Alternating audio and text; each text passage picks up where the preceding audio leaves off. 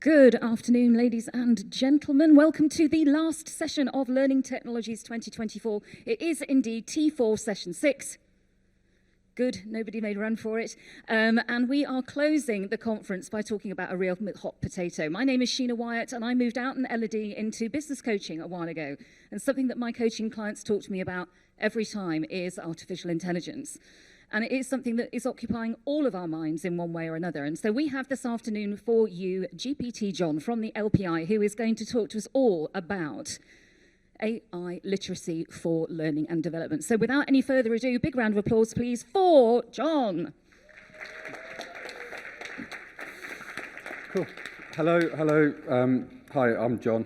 I'm the Chief AI Strategist for the LPI. What does that actually mean?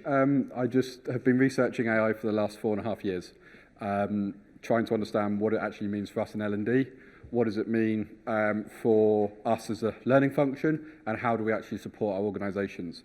And for those who've been out on the floor downstairs and have seen the massive amount of AI conversations that have been happening, the massive amount of understanding that you're trying to gauge of how they're using AI in their products and their solutions, the extremely massive amount of translation companies downstairs, which was really interesting to see this year. But for me, there's still some stuff that we need to do. We still need to make sure that we understand what we're talking about. We need to understand about the baseline of what AI actually means for us as L&D professionals, and also how do we then support our employees. I've spent 20 years in L&D. I have been working internally within organisations, not on the supplier side, not on the vendor side of it. So for me, I have been where hopefully the majority of you all are. So hopefully brings a slightly different perspective. So today, I want to just cover a couple of bits. We're going to look at augmentation versus automation, just to dispel a few myths there, because I think we just need to bring a bit of clarity to what and how we use AI in L&D and what skills we need to have. Why AI literacy? What's the importance behind it? What it is. It's probably quite important to get through today. And also the future role of L&D and where I kind of see it going, some exciting stuff. So what I want to do first, though, is I just want to take us on a little kind of journey, and I just want us to go through and just give a bit of insights of where we actually are.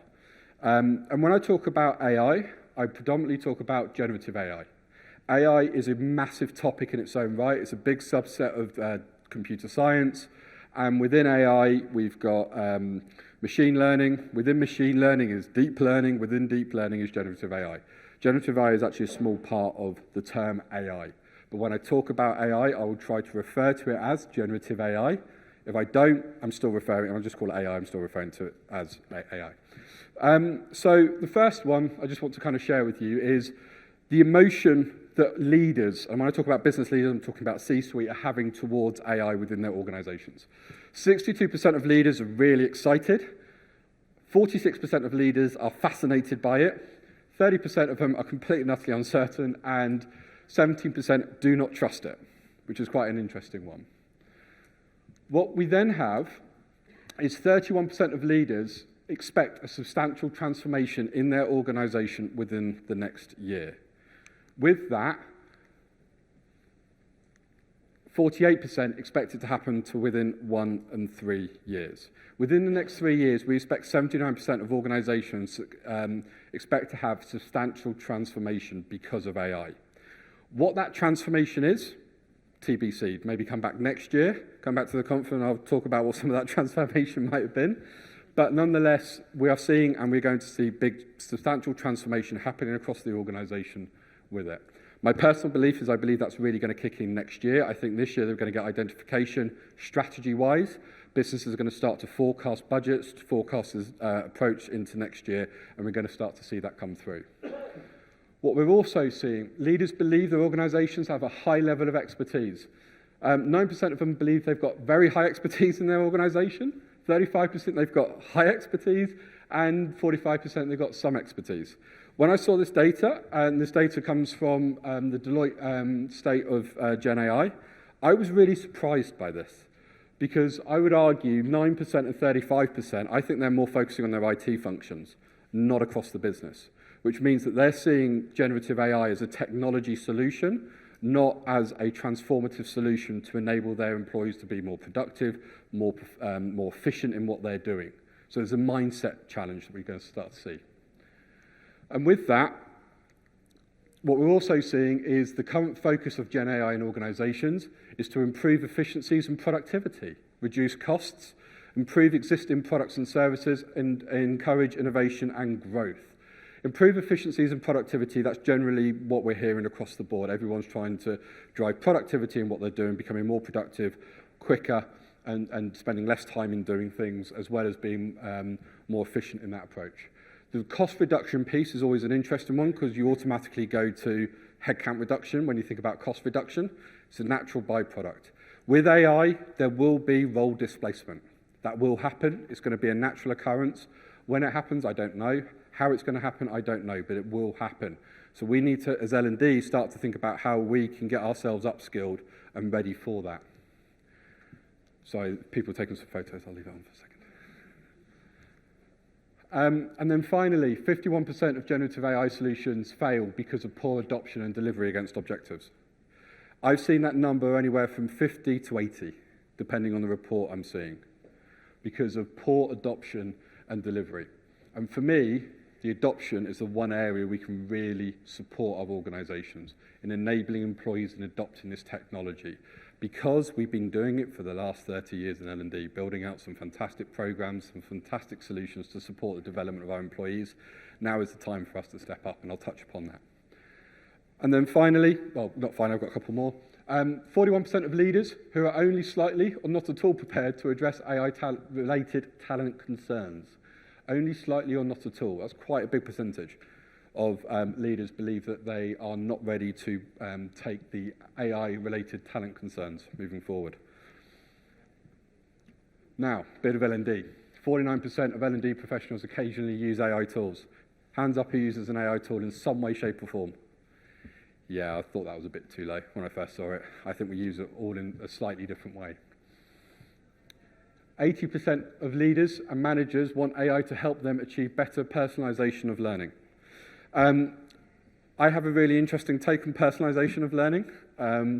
I do believe that personalization of learning is important. I also believe that personalization of learning is at the point someone's actually personally putting in their prompt into a solution or creating something. By me doing it myself makes it personal to me.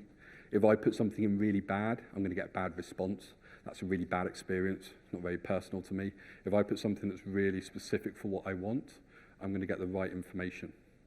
That being said, personalization of learning is a big topic and is definitely not something for today, unless you want to ask me a question at the end of it. But big number. We really do need to think about what does personalization truly mean for us in our L&D roles. So hopefully it gives you a bit of information and understanding around what some of the data that's kind of sitting behind it, and hopefully giving a bit of more importance of why we need to start focusing on our own development. We are the worst ones for it. We really do not support ourselves in developing ourselves. We think coming to these events are our CPD for the year, but in reality, we need to be constantly doing it and constantly looking at it. So why is AI literacy an indispensable skill? Indispensable skill is an interesting terminology, but I thought I'd leave it in there. If AI is slowly redesigning our work that we are doing, driving performance, efficiencies, productivity improvements that we're starting to see, and that's what the talk is about, how do we prepare ourselves for this? And if we're not prepared ourselves, how do we expect our organizations to be prepared? How do we expect our employees to be prepared if we're not supporting ourselves in our own development? The other thing I want to point out is AI is an organizational technology. It's not an L&D technology, despite what you hear downstairs. Fundamentally, AI is being driven by predominantly either an IT function or a data function or a CIO, sort of chief data, sorry, a data specific function within the organization. It's not just an L&D technology. It's impacting HR, it's impacting finance, it's impacting procurement, it's impacting sales. It's an organizational technology, and we really need to be mindful of that as we progress through, which means that everybody is going through the same challenges that we're going through. If you go to different shows, if you go to a HR tech show, they'll be talking about AI in some way, shape or form. There's now big shows like the AI and Data World show that happened here recently in the Excel. There are lots of different things happening across the organisation. And whilst we're thinking about L&D, we also support our organisations, so we do need to have a wider understanding of it. Now, the next thing just to be mindful of is we obviously need to upskill ourselves to support our employees, our teams and our organisations. If we're not skilled, how do we expect our employees to trust us in order to be able to support them in their journey, support them in being able to do things? And this one I'm going to clarify. AI doesn't impact skills. AI impacts the tasks that people are doing, and as such, if you do not understand the task that somebody is doing, you do not understand what skills you need to evolve and develop to support them in delivering that task more efficiently, more productively. AI doesn't impact skills. AI impacts the task that somebody's doing. For those who've been around long enough, we're almost going a full circle to where we were 20 years ago talking about competencies and capabilities. We need to understand how AI is impacting the flow of work for an employee, how AI is impacting your flow of work in what you do day in, day out, in order to understand how you need to evolve. It's really important to be clear on this. If you go at it from a very skills-focused, a skills lens approach, you'll get yourselves caught up really difficult, because ultimately that skill could be used in many different ways for many different things in order to be able to drive the productivity or efficiency gains within AI. So it's something to remember as you go through your journey. AI isn't impacting the skills, it's impacting the tasks. And until you understand how the tasks are being impacted or how you're augmenting AI within your flow of work, it's really difficult to say, actually, what skills do I need to involve and develop? Cool. We also need to think about the application of our existing skill set. I'm not seeing any new skills out there. There's not going to be 100 new skills that we're going to have around AI that I'm seeing at the moment, because a lot of it is within the world of computer science, which already has a generally good skill set and robustness. It's just because of November 22, when OpenAI launched GPT, we've all gone bonkers over it. It doesn't necessarily mean that there's a whole raft of new skills. But we need to think about the application of our skill. How are we applying that skill? And I think what we're going to start to see is that skills that might have necessarily been in the background, that we might not necessarily have focused on, are going to come to the forefront a lot more, because we're going to need to think about things in a slightly different way, and that's what we'll talk about in a second. And then finally, I want to just identify augmentation versus automation. I want to apologize, because I was a person of this, that when ChatGPT went, hey, here you go, well, have fun with this, everyone suddenly jumped on the bandwagon as it's all going to replace us, it's all going to replace our jobs, everything's going to get automated, and good luck to everybody and good luck to the world. The reality is we're not there. The majority of failures in organisation of AI implementations is because they've tried to automate a process which is extremely difficult to automate. Augmentation is about understanding the flow of work, understanding a process that you go through and how you can augment that process. It's about a co-pilot, is a augmentation tool. It's augmenting you as an individual in order to be able to do your job better in some way, shape or form, to do your job more efficient. Automation is to perform that task repeatedly without human interaction. So you heard the terms of, you obviously heard co-pilot, and you might have heard the terms of AI agent. AI agent is where you're driving more autonomous activities. Co-pilot is where the human is driving that. Think about it as co-pilot and AI agent. AI agent's more difficult to deliver because there's a lot more technical requirements underpinning it. AI augmentation is what you can do with ChatGPT in your flow of work. So what does that actually mean? So steps to build a strategy. We all build a strategy maybe once or twice a year. This is just a very, very, very basic approach. Think about a content creation approach with something like Addy, for example. But essentially, we need to start thinking about how we drive augmentation in what we do. So in the discovery phase, I go and collate all of my information. I understand what my organization wants to do. I'm then going to get all that information, put it into my own GPT, and say, can you identify some trends for me in this? And it might give you some really interesting trends that it identifies in that. That's augmenting me in order to try and find those trends, not going off and trying to do mathematical calculations in some far-reaching system. Very, very simple. I then think, okay, I understand all my trends and I want to dream big. I want to change the world or the organization. You're brainstorming through Gen AI. You've probably seen quite a lot of conversations around AI and content creation. Don and Egler talked about it earlier in their report that content creation is the top 3 parts. Absolutely, brainstorming through it, just kind of coming up with some crazy ideas. Then move into the design phase, identify common structures through structure through Gen AI. So for example, how do I build a strategy? Well, here are the top 18 things or 15 things that you need to do. What am I missing from this? Here we go. What's the description? So you can then just start to ask it questions about some very generic stuff. You then got the development phase, for example. I create a piece of text. Personally, I'm heavily dyslexic. If you read some of my posts online, you'll know that I'm dyslexic because half of it doesn't make sense. But nonetheless, I can put it into my private GPT and ask it to use the smart brevity principles in order to be really, really clear. And so it then looks at what I've written and does it. There's a big review process that I go through. I don't just take that and dump it straight into the presentation.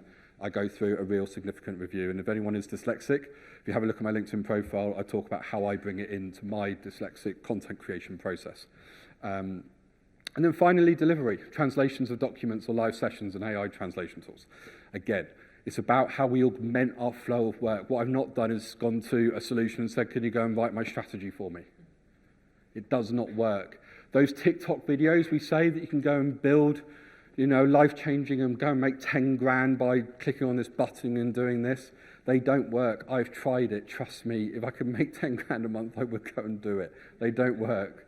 So ultimately, we need to think about augmenting and augmentation of my work. Okay? Cool. So one of the other things we need to be considerate of is where are we in our journey as individuals? Now, what's quite interesting for me is the fact that when I started to have different conversations with different organizations and individuals, there was lots of different starting points. They were going through their journeys in different ways, utilizing tools in different ways. But what was really clear is actually the maturity of where they were was very similar.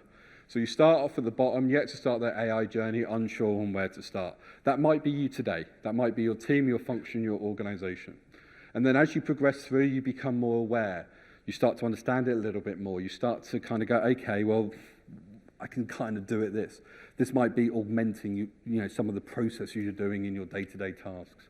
You then move into exploring, where you start to really go and have a bit of fun, understanding how you can augment your work a lot better, moving into embedding, where it starts to become more integrated into what you're doing and how you're doing things, moving into optimizing, where you start to optimize what you're doing and how you're doing things, and then optimized is where you've got utopia, and then you all start again because something else has come out that some wizards created from Cambridge University where they're great stuff. So as an industry, where do I think we are? I think we're about there, if I'm honest. I think we're kind of aware, we're doing some stuff, we're plugging it in, we're playing about with it, but I also think that we really kind of need to start driving the usage of it. There's a lot of talk downstairs about this is what it can do, not here's the use case. This is how we're doing it. Egler and Don have, if you've not seen the report they've done about the usage, it's really difficult. A lot of organizations aren't talking about the usage of how they're using AI in their organizations, predominantly because it's most likely failed, or there's a big NDA for them not to go and say anything to anyone because they don't want to share any trade secrets, because it's starting to become a commercial weapon. They're starting to utilize AI as a differentiation between them and their clients. But that's why I think, as a learning industry, we're kind of in that ballpark of we're aware and we're exploring it, and kind of off we go.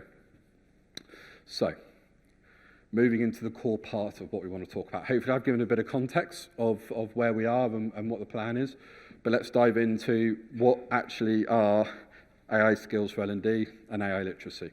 As I mentioned before,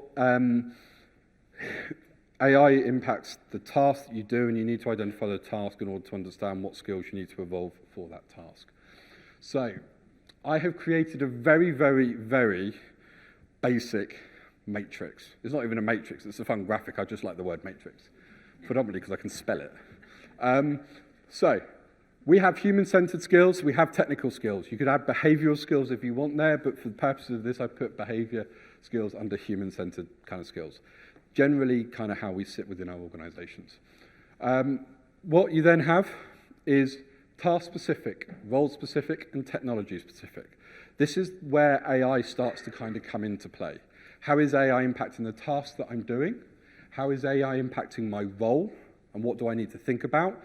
And technology, how is AI being infused into technology that I'm using that I then need to train? Microsoft Copilot. Too many organizations are launching Microsoft Copilot and not giving any training to their staff on how to use it. Here you go and play with. Great mentality, great approach. If you have a culture that enables exploration, enables failure, enables you to go off and explore. If you don't have that culture, it's actually quite concerning because employees are going, well, how the heck do I use this? And then they're probably going to come to L&D 6 months down the line saying adoption's really, really low. How do we get this up, please? Because we're spending lots of money. But nonetheless, how is thinking about task-specific, role-specific, technology-specific? This is then underpinned by the old individual contributor, manager, and leader kind of approach. As an individual, how's this affecting my tasks, my role, my technology that I'm using? As a manager, how's this affecting my team's tasks? Is it more of a longer process where you've got to have different people interacting with a solution or process? And then finally, as a leader, how's this then picking out across the wider organization? All of that then kind of leads into AI literacy. Now, as I mentioned at the start, we're not going to try and go off and find thousands of new skills and start evolving our skills taxonomy in order to run down the road and start to implement a new AI foundational skills taxonomy. At the moment, we just need to get the basics right, our basic knowledge, our basic understanding of AI, and that starts with AI literacy. And if you are thinking that you've not, I'll give you another stat actually, around 83 to 85% of organizations have not deployed any AI training to their staff whatsoever. And I've heard one individual in here turn around and says, yeah, we got told just to go off and explore ourselves. That's not necessarily the most productive way, because one of the key things when we talk about AI literacy is what does it mean for me and my organization? What's my organization doing it? So let's dive into this. The core AI literacy, made up of 5 kind of core areas. First of all, fundamentals of AI. Very simply, what does a large language model? In a very simplistic term, it's just a big database with loads of information and it's billions of parameters, for example. That also includes prompting. I hate to say that prompting is important. However, with prompting, I always find it quite interesting that when you've got something called artificial intelligence, and yet it's not very intelligent because it doesn't understand what I'm trying to put into it. If something's giving you a bad response from AI, it's not AI's fault, it's your fault because you've not prompted it correctly, I'm sorry to say. It's absolutely not AI's fault because you need to make sure you're asking it the right questions in the right way. And it's really important that if poor employees are using Copilot, that they are using it in the right way and asking it the right questions to get the response back. Because if they don't, what's going to happen? Adoption's going to dive off the cliff, and then you're going to get your CTO turning around and saying, well, why haven't we got adoption? So, even for yourselves, have a lot of you gone out and explored what AI fundamentals are? Understand that, as I said, AI, machine learning, deep learning, and generative AI is a part of that. So again, fundamentals. We then dive into data literacy for AI. There was a session earlier which talked, I think it might have been yesterday, talking about data literacy and the importance of it. AI is fundamentally based off of data. Generative AI is fundamentally based off of data, as is deep learning and machine learning. So we need to understand what does it mean for AI and how do we do that. What I don't suggest you should do is go out and spend 35 hours on a full-blown data literacy course, because I don't think you'll necessarily get the benefit. But I think if you go out and start to understand what does data literacy mean in AI will be really important. AI ethics and environmental is huge. We've never had to think about this in L&D before. We've never had to think about ethics other than talking about how we can drive some policies or understanding around diversity, inclusion, equality, neurodiversity. But for AI, it's massively important for 2 reasons. One is about thinking, okay, what technology is driving the output of this?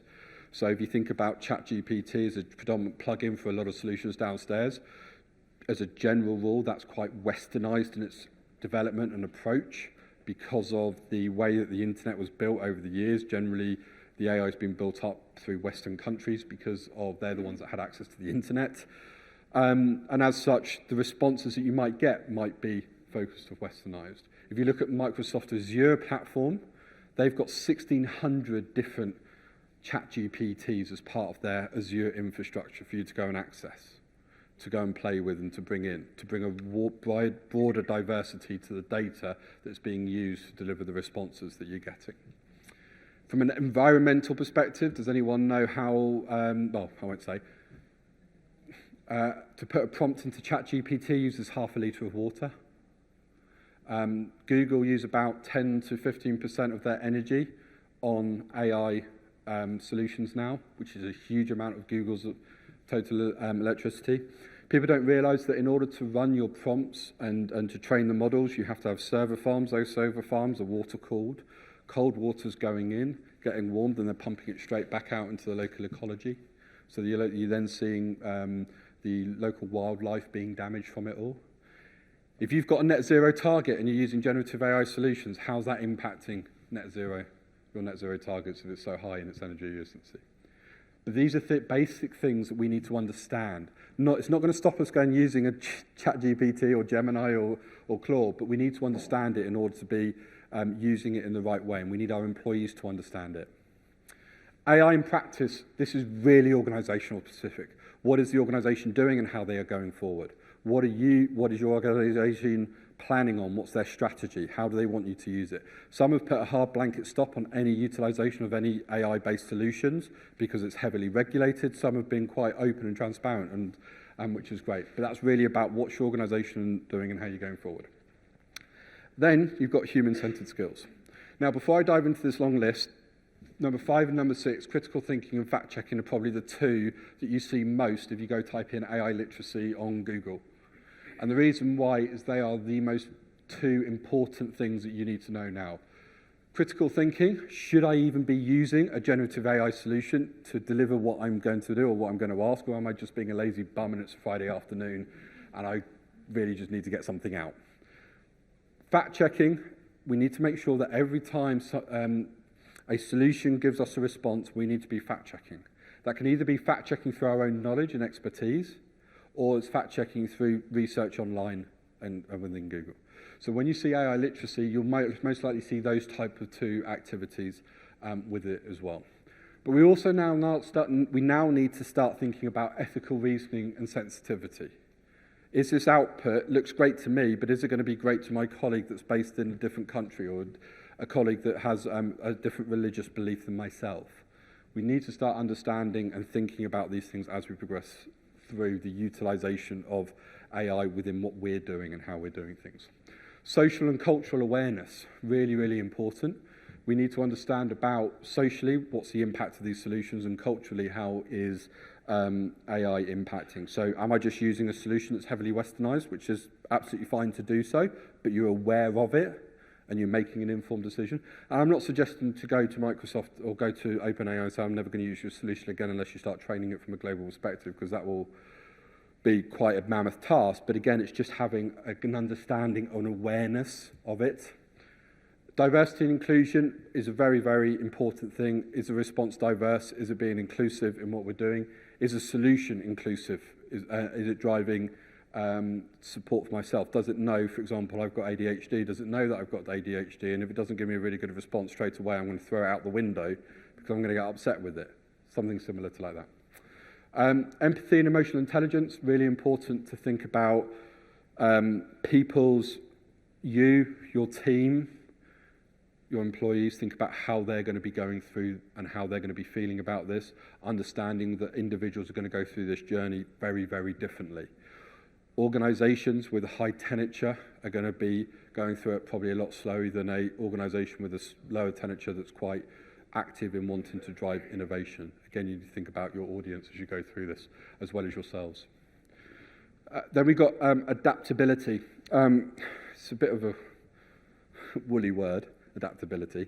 For me, adaptability is to have a mindset in order to say, okay, I know this is new, I know this is coming, I know that people are talking about this, I know that I need to possibly change my process that I'm doing because I'm augmenting what I'm doing. That's fine and that's okay. I might need to think about redesigning my process because for me to redesign it in order to utilize a generative AI solution to augment what I'm doing, that's also okay. Thinking about how you need to be adaptable to the situation that's in front of you. And also a personal growth mindset. Hopefully all L&D people have a personal growth mindset because it's our job, but it's really important that we do have personal growth mindset. What's really interesting is this is also the same AI literacy that employees should be looking at and doing. There's no difference. There really is no difference between what you should be delivering and giving your employees through a program. Let's get that 15% of all organizations have delivered AI literacy training into their thing. Let's move the needle up. Let's get the baseline understanding of that. Even if this is a no and you don't put it in there, I still think it's vitally important for employees to be able to have this. So the journey that you're going to go on over the next 2, 3, 4, 6, 12, 18 months, your employees are going to go through exactly the same. Okay. What I also just want to do is, as I say, focus on how we utilize existing skills and not create new skills. So I appreciate Blue Eskimo giving us this data. There are 11 core roles that go across the board. I won't go through them all, but what we're starting to see is the importance of these topic. I really want to go after that, but I'm not going to. Let's do it afterwards and just, yeah, no. I hope they're all happy. Yeah, so these are the kind of topical areas that we as learning and within our roles are going to start looking at. So strategic planning and vision, we need to think about how and what we are doing with AI. If you are a head of or a director or a CLO, it's really important that you start to drive that forward within your team. The other thing I would highlight here is it's okay to say we do not have a strategy. That is still a strategy in its own right. I know it's crazy, isn't it? It's always good when you get communication saying we're not going to be able to communicate with you, and you're like, well, thank you very much. You've just given me a communication saying you're not going to communicate with me. At least you know. It's the worst thing when you don't know. Stakeholder management. We talked about relationships in, I don't know how many of you were in the Don, Marcus Negler session. They talked about relationships.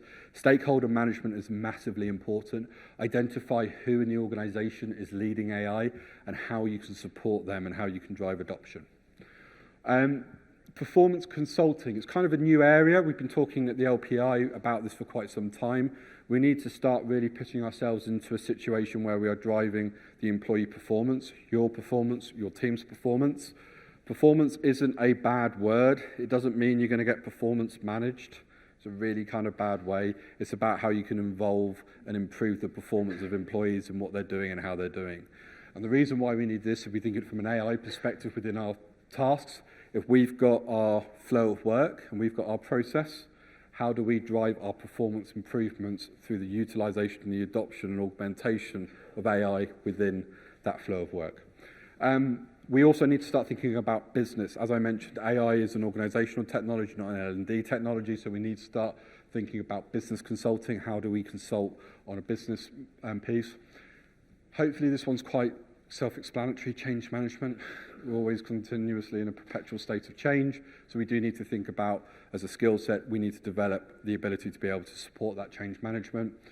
Delivery skills, the content, the face-to-face delivery skills are coming up. Again, that's not we're not changing that skill set, it's just the adoption of technology into that process is happening. If you think about Teams, and also on Zoom, you have the ability to have different languages now at the bottom through the little text that comes up. I've forgotten what it's called. But nonetheless, little text at the bottom. So again, think about, sorry? Captioning. Thank you, captioning. Yeah, but again, it's not changed. You don't need a fundamental skill set to change that. You just need to evolve how you deliver. The task that you're doing is going to change. Problem solving, quite a big one. A lot of things are going to come through, a lot of challenges are going to come through, and also the creativity skills. There was a recent research, actually, that 2 things are happening out of universities. A Harvard Business did a big review. One is procrastination is massively increasing because of AI. You sat there going, what am I doing and how am I doing it and what prompt do I need to do, and then you don't do anything. And that's coming out of university graduates. The other thing is they're being less creative. They're relying too much on technology to give them the support and the direction. If this continues to evolve, can you imagine the challenges we're going to have in 3 years' time when we've got graduates who are heavily utilizing AI to drive what they're doing, not thinking about things in a dynamic or creative way, coming into organizations which might not necessarily be as advanced within their adoption of AI, and we're saying, and they're going, well, I need an AI solution to help me. So all of a sudden, we're going to start to see that type of mentality come through the universities. And also, critical thinking elements also going to get reduced because they're not critically thinking. They're just saying, oh, thank you very much, I'll go and do that, and off we go and go and put it there. So again, we need to start thinking about how we can drive these skill sets across those roles. Okay. Now, with all of this, where does it all end up? I am going to give you my Jon Fletcher view of where I think it's all going to end up. People who know me, Ash knows me very well.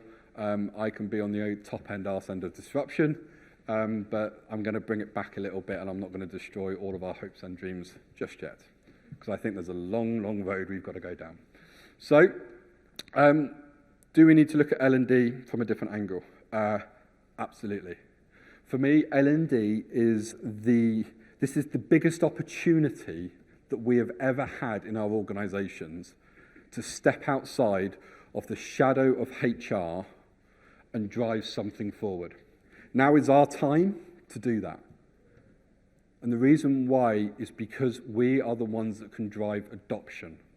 If we develop ourselves, if we improve our AI literacy, if we improve our understanding of ethical and social considerations, we understand how we can bring fact-checking into our flow of work, we can be the ones that go to the IT function and says, you know that solution you've just deployed called Copilot, nobody's probably going to really use it, or they're not going to be using it to drive efficiencies and productivities, which are probably the two things that, in order to go and spend the $750,000 that the organisation spent on that solution to bring it in, because it's about $20 per person to access Copilot, you need our help.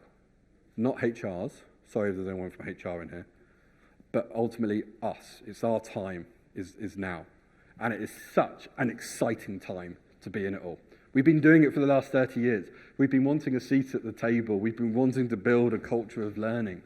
Now is our time to really step up and really drive that conversation forward. And for me, that is incredibly exciting. Really, really, really exciting.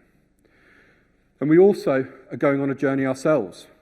We had training and development in the early 2000s. We moved into learning and development. Some of us have moved into learning and performance, talking about how we support our businesses, our employees' performance. What's next? I have an idea, but that's for next year, so you have to come back next year. Let's focus on enabling and helping our employees, our teams, and yourselves in order to start adopting AI. As I said, we have a really exciting opportunity facing us, and it's our time to step outside of the shadow of HR. I've never really understood why L&D's been within HR, and it's quite ironic for me is that the majority of HRDs or chief people officers have always gone through the HR route. I do not know one organisation that has a CLO that's moved into a CHRO role, a chief people officer role, in a reasonably large plus 1,000 people organisation. They've always come from a HR route, a generalist route. For me, it's the time for us to step up and to go and have those conversations around it all. And so I want to share my final thought. I was going to put, apparently Don likes what are the key takeaways. Hopefully you've got some takeaways to go and look at AI literacy, to go and start to explore what that means for you. Think about your flow of work and some of the stuff that you do on a day-to-day basis. How can you augment that process? Start off with one activity. Start off with one process. Think about how you can augment AI within that process. Write it down and say, okay, I can do this. Start to think, if you're a manager of a team and you've got a new process or something you want to change, get that written down and work with the team to say, how can we do it with the technology that you've got? But my final thought is, it's such a cool new technology. Do not be afraid of it. AI is not going to come and take our jobs anytime soon, as long as we get ourselves upskilled, as long as we develop our teams and as long as we support the adoption of AI in the organisation. And I keep talking about adoption. Look at an adoption strategy and go and pitch that into your business. How are you going to drive? If you want to understand about adoption strategy, come and speak with myself, go and speak with Ash. But ultimately, how we drive adoption is massively important. That is what's going to set us apart from HR. And for me, just as a self-promoting thing, everyone apparently does this at the event. If you want to scan the QR code and follow me, then you're more than welcome to. I don't really do a lot. It's just, no. But please don't hesitate. If you want to do, which is really exciting and really cool. But I can't express that this is an awesome time. It really is. Everything you've seen over the last 2 days, all of the sessions that you've been in, all of the information that you've absorbed, take it back, distill it down, put actions in place, put clear things that you want to do. If you're going to do one thing with AI, as I said, write down a process that you do, whether it's content creation, whether you write documentations, whether you're building a strategy, break it down into segments and then say, actually, I'm going to do one thing within this segment with generative AI. I'm going to ask it one piece or one prompt. Don't ask it 50,000 prompts because you've got an environmental consideration with it, but if you at least ask it with one, nonetheless, you'll be moving along on your journey very well. And what's really exciting is we've now got question time, where I'll ask any question about AI, you are more than welcome to. Thank you, John. Everybody, let's give a great big round of applause. Here we go.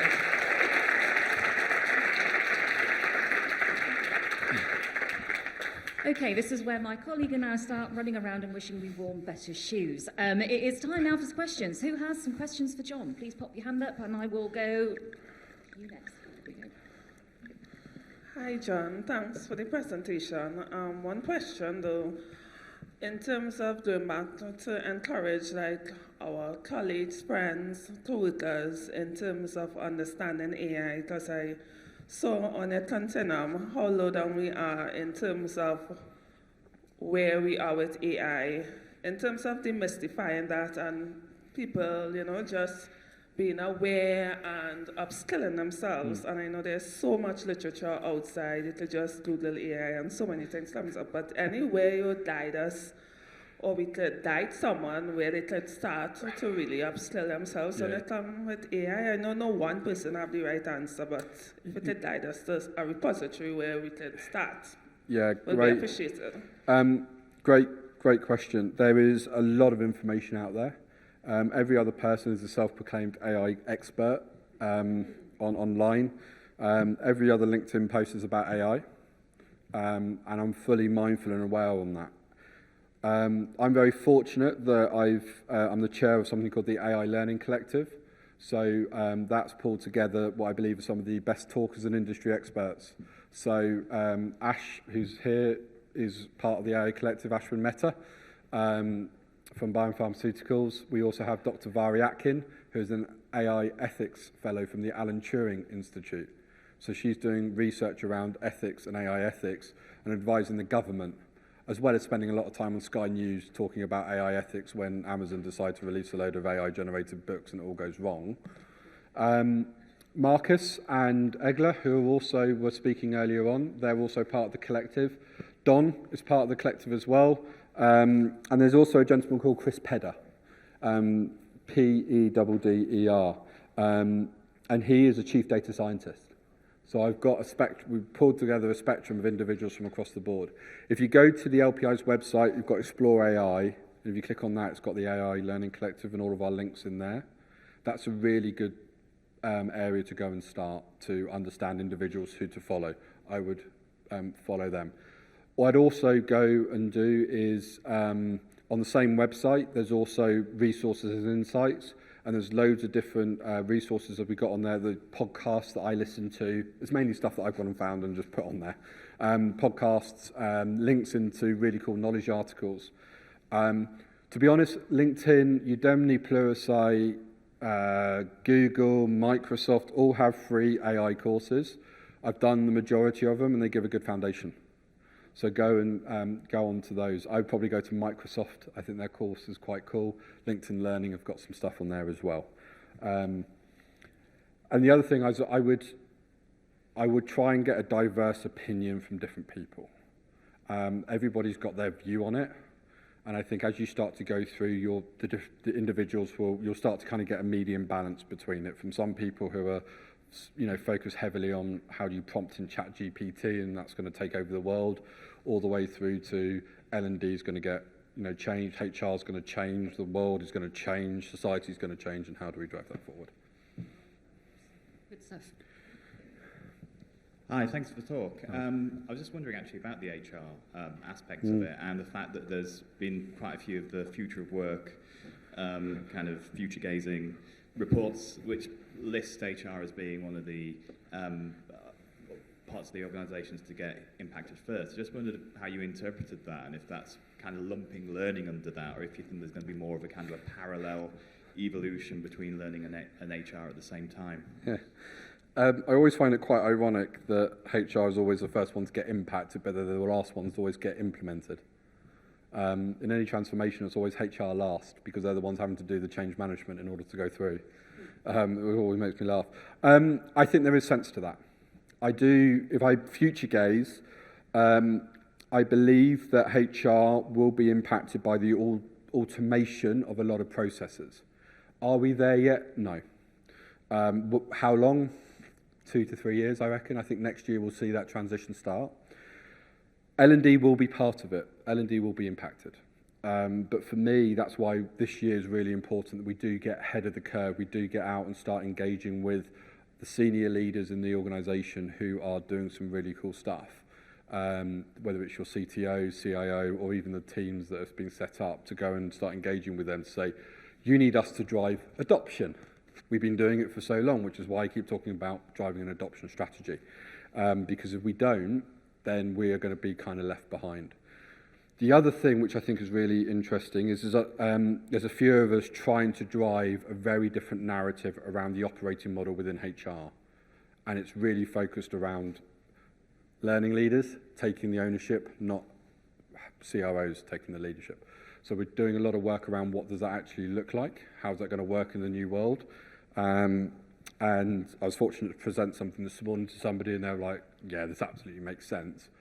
Let's think about how we can go and implement it. So we're already starting that journey to support. But I do believe that, as I said, we can do it. The challenge we've got is that most learning leaders report into HR.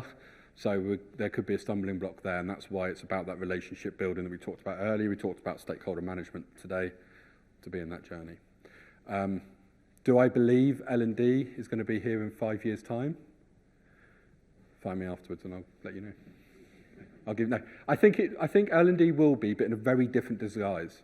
Content creation is going to get hit. We're already seeing it out on the floor. It's going to be an area that we're going to need to support our colleagues who are content creators to evolve. But I think I think we've got an opportunity to do it. I think half the providers downstairs need to evolve their solutions very quickly into meaningful, impactful solutions, or there could be concerns there. But this is a revolutionary technology. It's one of the biggest technologies that in my lifetime, I've ever seen. It's on par, I think they talk about it as on par with the launch of the internet and the launch of the telephone. We're a long way from that. In some areas, I think in other areas, the innovation's going skyrocketing. Because what you've not got is 1 or 2 people doing it in an organisation. You've got hundreds and thousands of people doing it. You've got universities coming up with amazing things. Every graduate that's coming out of the top universities around data science, they're not going out and working for companies. They're going out and setting up their own companies to do something cool that they've decided to go and build whilst they're at university, because they are brilliantly knowledgeable people. It's going to be such a fascinating thing. But we need the fundamentals in place. Organisations aren't just going to go bang and we're going to operate in a new world. It's going to take time for them to transition. It's going to take time for their stakeholders to go be brought along on the journey.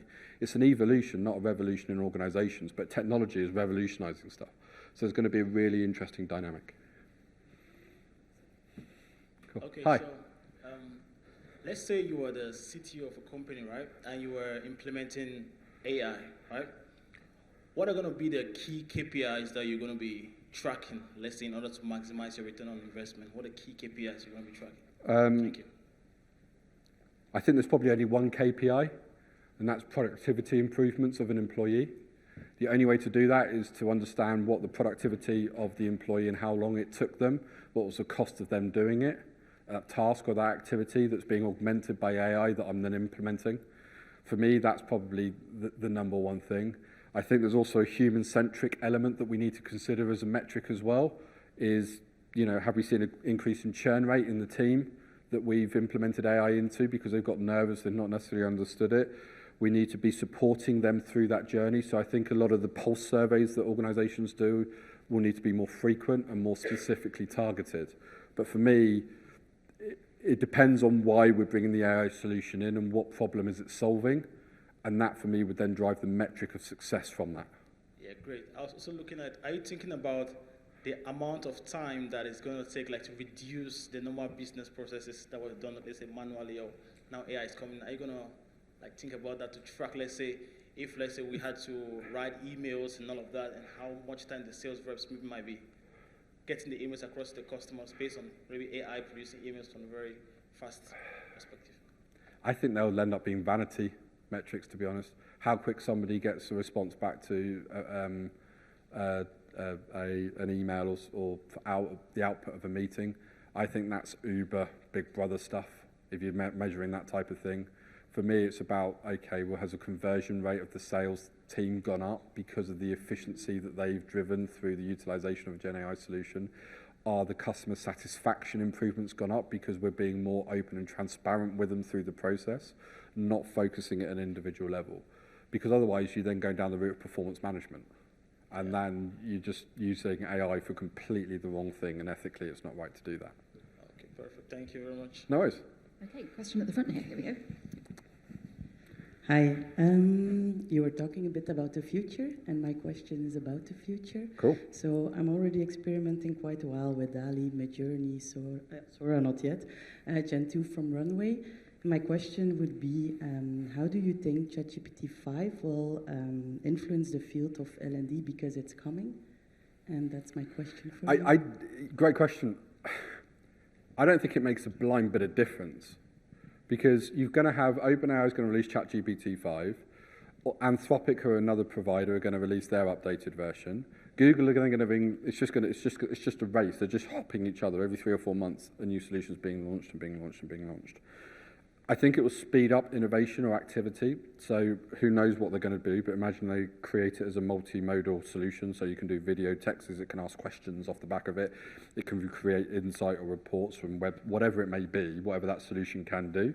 It's just going to exacerbate the innovation within what it can do. But ultimately, let's focus from an organizational perspective. You can only go as quick as your organization is going to transform. That's only going to go as quick as your leadership will allow it to do, as your stakeholders or your people who own the money, board members, and it's only going to be able to go as quick as they can do. But again, it's exciting because it's exciting innovation, and there will be loads of stuff off the back of it. But I don't think there will be any difference unless they fundamentally change what it's going to deliver, i.e. instead of at the moment we generally use it for text or imagery. If it's going to fundamentally change that into something like a multimodal type output, i.e. I can create learning content from it, that's when they'll start to see the speed of innovation happening. And then next year's learning tech will be AI-powered content creation solutions downstairs. And everyone then, all the suppliers would have got AI-powered content creation solutions in, and they'd all want you to sign up to a 3-year agreement because of it. So, yeah. Until we know more about it, until we can get under the skin of it, yeah, a little bit difficult. Great question. Awesome. We have a question at the back, and then I'm going to come to the gentleman in the front here. Anybody over there want to answer a question? Okay, good. I'll come Got over to you in a loads. minute. This is great. I'm going to be here for another couple of hours. Awesome. All right. Thank you. In a company, employees learn differently. So I was wondering, how would you recommend that a business tailor their AI literacy program to accommodate different skill sets in a company and for the different employees, and to help to maximize more, engagement in the company? Yeah, I think one of the things that organizations aren't very good at is having a baseline skill set across the board. AI literacy for me would be putting that baseline skill set in across the board. So however the organization delivers that learning, if it's a piece of SCORM content, if it's videos, if it is an innovation or an AI innovation week, depending on how you want to deliver, you should deliver it to everybody across the board. The engagement side of it's really interesting. How do you get the employees to go and do it? Yeah. For me, that's why we need to identify and focus on the adoption of the adoption strategy of the technology solution that's coming out. So if you're launching... Do you mean like we create different programs separately for each different groups of employees? I wouldn't even go that... If you could try and go down and say, right, this employee or this group of employees, you've got this example, you end up really being... You'll end up just creating content for an audience of 15 people, and productivity for yourself wouldn't necessarily be the right thing to do. With AI, you can, when you think about, when I showed that graph of, the discover, dream, and develop, design, and deliver, if you think about, you could change that to content creation, you could change that to a lot of other things.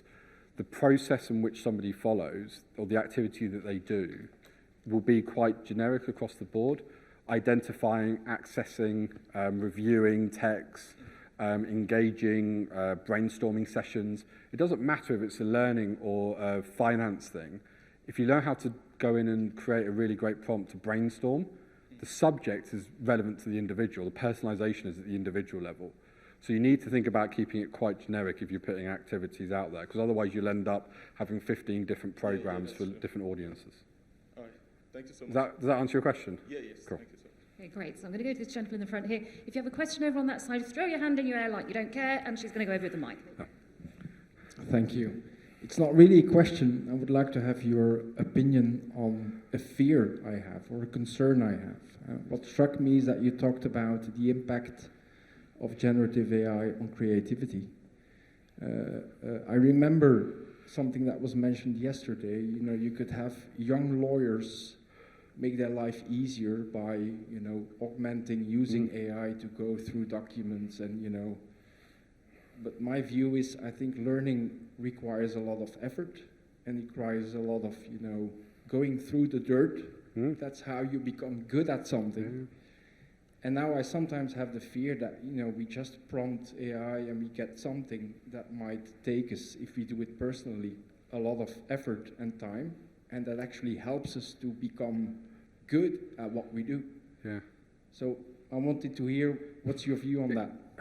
You put me next to a creative person, that creative person is going to beat me left, right, and center in creating something that is engaging and effective. Not because of the AI, because of the individual that's put the prompt in, the questions that they're asking, their eye for detail, looking at something and going, do you know what, that's not quite right. Well, I look and go, sweet, that's awesome. The creativeness is in the individual, not in the AI. And we're never going to lose that. The concern is that as more people use creativeness for AI, I think you're going to start to have different levels of creativeness.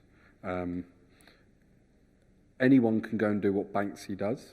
Banksy's creativity in the application of it on the wall isn't technically difficult to do. The creative mindset that he goes through to create that, or she, depending on who it is, I don't know if it's been announced yet, but the individual who creates it, the creative mindset that they go through, the thinking that they go through is unique. So when we talk about AI in the flow of work, and we think about, okay, what steps do I do? My steps to creativity is go and ask ChatGPT and it can create something for me. It will be completely different for somebody in the creative arts world. They'll be thinking about things in a very different way. Also, the tool sets that they use will be different. They might use Midjourney. I'll go use Gemini. So again, the quality of those tools.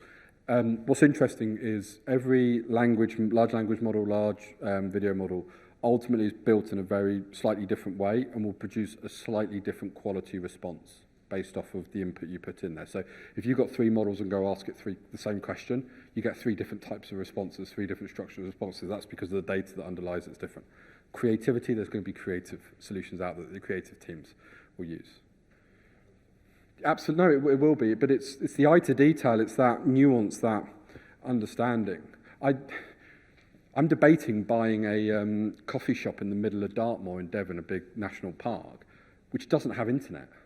Because I honestly believe people are going to get burnt out and want to go somewhere where they can't get Wi-Fi signal, they can't log onto their emails, and just switch off. AI is not going to go and deplete the coffee shop. Uber Eats hasn't destroyed Costa Coffee. So I think there will be changes, there will be evolutions, but I don't see it being a big, I think you'll still have that creative eye. It comes down to the individual, not AI. So we have a question over here, and I'm coming this way. Off you go. Thank you so much. This has been really helpful.